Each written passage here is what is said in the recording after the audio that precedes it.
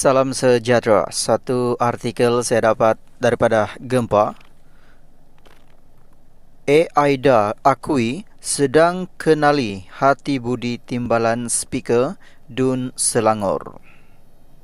Penerbit terkenal Aida mengakui kini sedang melalui fasa mengenali hati budi seorang pemimpin politik yang juga timbalan Speaker Dewan Undangan Negeri dalam kurungan Dun Selangor. Menurut Aida, hubungan yang terjalin ketika ini masih di peringkat awal dan sekadar berkawan. Bagaimanapun, dia mengakui selesa menjalinkan hubungan tersebut kerana masing-masing mempunyai latar belakang kehidupan yang hampir sama.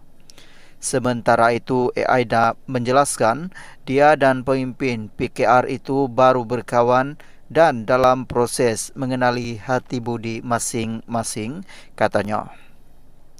Aida yang juga seorang ibu tunggal berkata, keserasian itu mungkin wujud kerana mereka sama-sama menjalani kehidupan sebagai individu solo.